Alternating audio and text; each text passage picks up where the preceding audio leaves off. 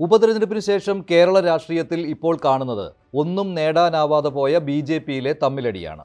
പതിവ് പോലെ കെ സുരേന്ദ്രൻ തെറിക്കുമോ? കേന്ദ്ര നേതൃത്വം സുരേന്ദ്രന് വീണ്ടും അവസരം നൽകുമോ? ഈ ചോദ്യങ്ങൾക്ക് പക്ഷേ ഉടൻ ഉത്തരം കിട്ടില്ല. പക്ഷേ ഒരു കാര്യമുണ്ട്, സുരേന്ദ്രനെ ഇപ്പോൾ മാറ്റില്ല. എന്നാൽ സുരേന്ദ്രന് കാര്യങ്ങൾ പഴയതുപോലെ എളുപ്പവുമല്ല. പാർട്ടിയിൽ ഉൾപ്പോരില്ല എന്ന് പറയുവാൻ ആർക്കും കഴിയുകയുമില്ല. കൃഷ്ണകുമാർ തോറ്റത് ഫലത്തിൽ സുരേന്ദ്രൻ തോറ്റതിന് തുല്യമാണ്. കൃഷ്ണദാസ് പക്ഷം തക്കം നോക്കിയിരുന്ന് നേതൃത്വത്തിനെതിരെ പട തുടങ്ങുകയും ചെയ്തിട്ടുണ്ട്.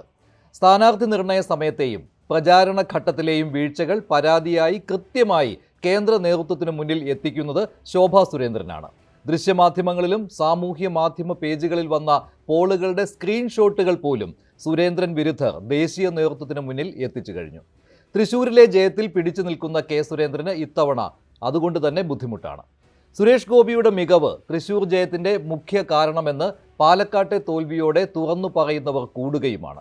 ഒളിഞ്ഞും തെളിഞ്ഞും ഫേസ്ബുക്ക് പോസ്റ്റുകളിലൂടെയും ഒക്കെ സുരേന്ദ്രനെതിരെ അമ്പുകൾ പായുന്നു. പാലക്കാട്ടെ ദേശീയ നിർവാഹക സമിതി അംഗമായ എൻ ശിവരാജൻ മുതൽ സന്ദീപ് വാചസ്പതി വരെ മേൽക്കൂരയ്ക്കെതിരെ രംഗത്തെത്തിക്കഴിഞ്ഞു.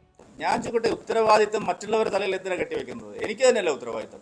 സ്ഥാനത്ത് തുടരണമോ അതല്ല സ്ഥാനമൊഴിയണമോ എന്നൊക്കെയുള്ള തീരുമാനം കേന്ദ്ര നേതൃത്വം എന്തു പറയുന്നു അത് ശിരസ വഹിക്കുന്ന ആളാണ്. എന്റെ പ്രവർത്തനത്തിൽ എന്തെങ്കിലും വീഴ്ച ഉണ്ടായിട്ടുണ്ടെങ്കിൽ അത് ഓഡിറ്റ് ചെയ്യപ്പെടണം, ഓഡിറ്റ് ചെയ്യപ്പെടും. ഞാൻ ശരിയായ നിലയിലല്ല പ്രവർത്തിച്ചതെന്ന് ബോധ്യമുണ്ടെങ്കിൽ ഓഡിറ്റിന് വിധേയനാവും. ഞാൻ നിൽക്കണോ പോണോ എന്ന് പാർട്ടി കേന്ദ്ര നേതൃത്വം തീരുമാനിക്കും. അതിന് യാതൊരു തടസ്സവും എന്റെ ഭാഗത്തില്ല. കേരളത്തിൽ ബി.ജെ.പിയുടെ കോട്ടയെന്ന് വിശേഷിപ്പിക്കാവുന്ന പാലക്കാട് 10,000-ലേറെ വോട്ടുകൾ കുറഞ്ഞത് ശക്തി കേന്ദ്രമായ പാലക്കാട് മുനിസിപ്പാലിറ്റി പ്രദേശത്ത് UDF-നേക്കാൾ പിന്നിൽ പോയത് വിശദീകരിക്കാൻ പോലും ആകാത്ത വീഴ്ചയാണ്. ഭരണവിരുദ്ധ വികാരം പ്രകടമായ തെരഞ്ഞെടുപ്പിൽ നഗരസഭാ ഭരണത്തിനെതിരായ വികാരവും പ്രതിഫലിച്ചെങ്കിൽ അത് മുൻകൂട്ടി തന്നെ പറഞ്ഞിരുന്ന നേതാക്കളെ മുഖവിലക്കെടുക്കാത്ത നേതൃത്വമാണ് ഇപ്പോൾ പ്രതിക്കൂട്ടിൽ. പാലക്കാട് ബി.ജെ.പിയുടെ വോട്ട് വിഹിതം ഉയർത്തിയ മെട്രോമാൻ ഇ ശ്രീധരനെ പോലും പരമാവധി വേദികളിൽ പ്രചാരണത്തിന് എത്തിക്കാൻ കഴിഞ്ഞില്ല.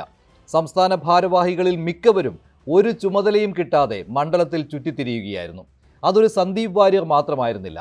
സന്ദീപ് പാർട്ടിയോട് വിട പറയുന്നു എന്ന വാർത്ത നൽകിയ അതേ ദിവസം നിങ്ങൾ മറ്റുള്ള നേതാക്കളുടെ കാര്യം കൂടി റിപ്പോർട്ട് ചെയ്യൂ എന്ന് പറഞ്ഞ ചുമതല കിട്ടാത്തവരുണ്ട്. പാർട്ടി ഒറ്റക്കെട്ടാണെന്ന് ഒരിക്കൽ പോലും പ്രചാരണത്തിൽ തോന്നിക്കുവാനും കഴിഞ്ഞില്ല. സന്ദീപ് വാര്യർ ഉടക്കിയപ്പോൾ പോലും പോണവർ പോട്ടെ, ഇതായിരുന്നു പാർട്ടി അധ്യക്ഷന്റെ നിലപാട്. എതിർത്ത് ഒരു വാക്ക് സംസാരിച്ചാൽ മുച്ചൂടും മുടിക്കാൻ വന്നവർ എന്ന മുൻധാരണ വെച്ച് മറുത്തു പറയുന്ന സംസ്ഥാന അധ്യക്ഷൻ പാർട്ടി അണികളെ ഇനിയും നിരാശപ്പെടുത്തിക്കൊണ്ടിരിക്കും. കൃഷ്ണകുമാർ മത്സരിച്ചാൽ തോൽക്കുമെന്നറിയിച്ച നേതാക്കൾക്ക് ഇപ്പോൾ നേതൃത്വത്തിനെതിരെ ശബ്ദമുയർത്താൻ അവസരം കിട്ടിയിരിക്കുകയാണ്. സീറ്റ് കിട്ടാത്തതിന് പ്രചാരണത്തിൽ സജീവമാകാതെ പിൻവലിഞ്ഞ ശോഭാ സുരേന്ദ്രൻ ഇഫക്റ്റും പ്രതിഫലിച്ചിട്ടുണ്ട്. വൈകുന്നേരത്തോടുകൂടി ദില്ലിയിൽ തിരക്കിട്ട കൂടിയാലോചനകൾ, സംസ്ഥാന നേതൃമാറ്റം ഇന്ന് തന്നെ ഉണ്ടായേക്കും. അധ്യക്ഷ പദവിയിലേക്ക് വി മുരളീധരൻ റെഡിയായി കഴിഞ്ഞു. ശോഭാ സുരേന്ദ്രൻ ആഞ്ഞടിച്ചു. കൃഷ്ണദാസും MT രമേശും സന്ദർഭം നോക്കി ആഞ്ഞടിച്ചു. നിങ്ങൾക്ക് വേറെ ജോലിയൊന്നുമില്ല.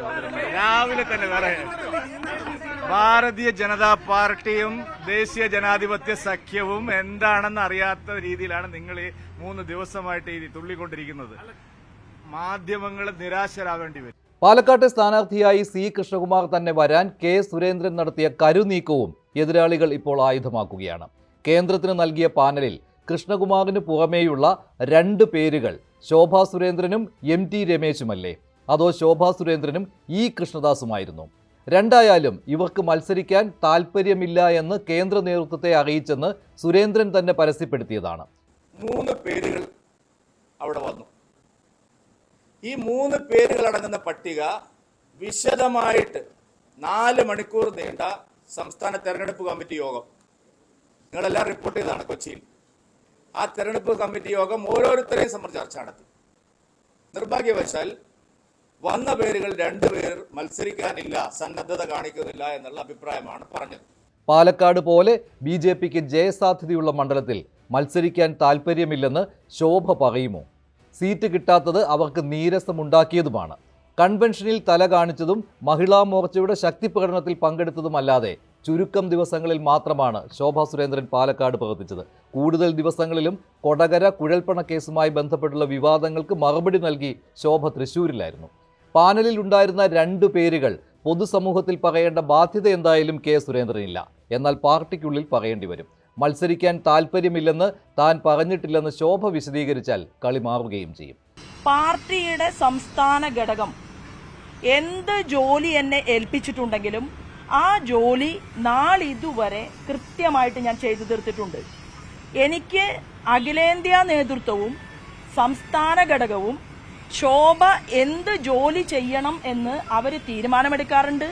ആ പണി വളരെ നല്ല രീതിയിൽ ചെയ്തു തീർത്തു എന്ന് ആത്മവിശ്വാസമുള്ള ഒരു സാധാരണക്കാരിയാണ് ഞാൻ. എന്റെ മനസ്സിൽ ഇപ്പോഴുള്ള ഒരു ചിന്ത എന്ന് പറയുന്നത് അടുത്ത തെരഞ്ഞെടുപ്പാണ്. തോൽവിയിൽ സുരേന്ദ്രന്റെ പങ്ക് കൃഷ്ണദാസ് പക്ഷത്തെ മുതിർന്ന നേതാക്കൾ പാർട്ടി വേദികളിൽ ശക്തമായി ഉന്നയിക്കുമെന്ന കാര്യത്തിൽ സംശയമില്ല.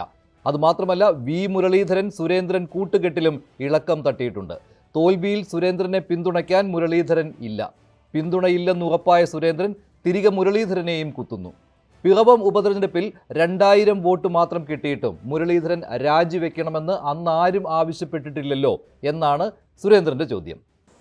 നോക്കൂ, വി മുരളീധരൻ എന്ന് പറയുന്ന ഞങ്ങളുടെ നേതാവിനെയും എന്നെയും തമ്മിൽ തെറ്റിക്കാനാണ് നിങ്ങളുടെ പുതിയ ഉദ്ദേശമെങ്കിൽ അത് നടപ്പില്ല. ഒന്നാമത്തെ കാര്യം. രണ്ടാമത്തെ കാര്യം, അദ്ദേഹം പ്രസിഡന്റ് ആയിരിക്കുമ്പോഴും 3 ഉപതെരഞ്ഞെടുപ്പുകൾ ഉണ്ടായിരുന്നു. അദ്ദേഹം പ്രസിഡന്റ് ആയിരിക്കുമ്പോഴാണ് അരുവിക്കരയിലും നെയ്യാറ്റിൻകരയിലും ഉപതെരഞ്ഞെടുപ്പുകൾ നടന്നത്. പക്ഷേ പിറവം ഉപതെരഞ്ഞെടുപ്പും അദ്ദേഹം മത്സരിക്കുമ്പോഴായിരുന്നു. ഞങ്ങളെല്ലാവരും അവിടെ പോയി പ്രവർത്തിച്ചതാണ്. അന്ന് കിട്ടിയത് 2000 വോട്ടാണ്. അന്ന് ആരും ശ്രീ വി മുരളീധരൻ രാജിവെക്കണമെന്ന് പറഞ്ഞിട്ടില്ല. പകരം ആര് എന്ന ചോദ്യമാണ് കേന്ദ്ര നേതൃത്വത്തെ കുഴയ്ക്കുന്ന മറ്റൊരു കാര്യം. അനുകൂല സാഹചര്യങ്ങൾ എത്രയോ തവണ പ്രതികൂലമാക്കിയ സംസ്ഥാനത്തെ BJP നേതൃത്വത്തെ ഇനി എങ്ങനെ നന്നാക്കിയെടുക്കാനാണ്? ഗ്രൂപ്പിന് പുറത്തെ കുറുമുന്നണികളുമായി സ്വന്തം പാർട്ടി അക്കൗണ്ട് തുറന്നാൽ ഞാൻ എങ്ങനെ തല ഉയർത്തി നടക്കും എന്ന ചിന്തയുള്ള സീനിയർ നേതാക്കൾ പാലക്കാട്ടും പാർട്ടി അണികളെ നിരാശരാക്കുകയായിരുന്നു. സുരേന്ദ്രനെതിരെ വാളെടുക്കുന്നവരും തോൽവിക്ക് ഉത്തരവാദികളാകുമ്പോൾ കൂട്ടുത്തരവാദിത്തമില്ലാത്ത പാർട്ടിയെ ഇപ്പോഴുള്ള ആര് നയിച്ചാലും മറിച്ചൊന്നും സംഭവിക്കാനില്ല. ഒരു കാലിലെ മന്ത് മറ്റൊരു കാലിലേക്ക് മാറ്റുന്നതിന് തുല്യം മാത്രം. സുരേന്ദ്രൻ രക്ഷയാകുന്നത് ഇതുതന്നെയാണ്. തദ്ദേശ തെരഞ്ഞെടുപ്പ് വരെ സുരേന്ദ്രന് കാലാവധി നീട്ടി നൽകാൻ ഇപ്പോൾ സാധ്യത കുറവാണ്. പ്രത്യേകിച്ച് പാലക്കാട് നഗരസഭ നിലനിർത്തേണ്ടതും BJPക്ക് പ്രധാനമാണ്. അവിടെയാകട്ടെ ശക്തമായ സുരേന്ദ്രൻ വിരുദ്ധത നിലനിൽക്കുകയും ചെയ്യുന്നു. എന്നാൽ നഗരസഭയ്ക്കെതിരായ വികാരം തെരഞ്ഞെടുപ്പിൽ പ്രതിഫലിച്ചതും വാസ്തവമാണ്. അതിൽ നിന്ന് ജാമ്യമെടുക്കൽ കൂടിയാണ് നഗരസഭാ അധ്യക്ഷതയുടെ സുരേന്ദ്രൻ വിരുദ്ധ കൃഷ്ണകുമാർ വിരുദ്ധ പ്രതികരണവും. അതുകൂടി മനസ്സിലാക്കേണ്ടതാണ്. സംഘടനാ തെരഞ്ഞെടുപ്പിലേക്ക് കടന്നതിനാൽ അതിനിടയ്ക്ക് പാർട്ടി സംസ്ഥാന അധ്യക്ഷനെ മാറ്റില്ല. പുതിയ പ്രസിഡന്റ് 4 മാസത്തിനുള്ളിൽ വരാനിരിക്കെ അത് സുരേന്ദ്രനാവില്ല എന്ന് മാത്രം. ഒളിഞ്ഞും തെളിഞ്ഞും കെ സുരേന്ദ്രനെതിരെ പാർട്ടിയിൽ പടനീക്കം തുടരുന്നുണ്ടെങ്കിലും സംഘടനാ തെരഞ്ഞെടുപ്പ് നടപടികളിലേക്ക് കടന്നതിനാൽ അധ്യക്ഷമാറ്റം നീളും. ഫെബ്രുവരി മാർച്ച് വരെ തുടരാനുമാകും.